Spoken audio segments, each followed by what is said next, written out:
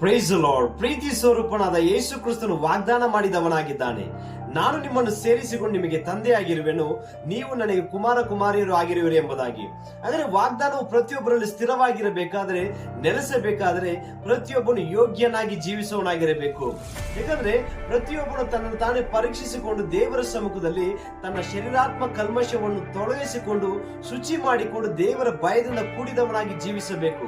ಅದಕ್ಕೆ ವಾಕ್ಯ ಬರೆಯಲ್ಪಟ್ಟಿದೆ. ಕೊರಿಂಥದವರಿಗೆ ಬರೆದ 2ನೇ ಪತ್ರಿಕೆ 7ನೇ ಅಧ್ಯಾಯ 1ನೇ ವಾಕ್ಯದಲ್ಲಿ, ಪ್ರಿಯರೇ, ಈ ವಾಗ್ದಾನಗಳು ನಮಗಿರುವುದರಿಂದ ನಾವು ಶರೀರಾತ್ಮಗಳ ಕಲ್ಮಶಗಳನ್ನು ತೊಲಗಿಸಿ ನಮ್ಮನ್ನು ಶುಚಿ ಮಾಡಿಕೊಂಡು ದೇವರ ಭಯದಿಂದ ಕೂಡಿದವರಾಗಿ ಪವಿತ್ರತ್ವವನ್ನು ಸ್ಥಿತಿಗೆ ತರುವುದಕ್ಕೆ ಪ್ರಯತ್ನಿಸೋಣ ಎಂಬುದಾಗಿ ಬರೆಯಲ್ಪಟ್ಟಿದೆ.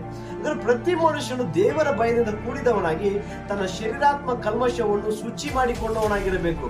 ಯಾಕಂದ್ರೆ ದೇವರು ಪರಿಶುದ್ಧನಾಗಿದ್ದಾನೆ. ಆತನು ಪರಿಶುದ್ಧನಾಗಿರುವುದರಿಂದ ಪ್ರತಿಯೊಬ್ಬರು ಪರಿಶುದ್ಧರಾಗಿ ಜೀವಿಸಬೇಕು.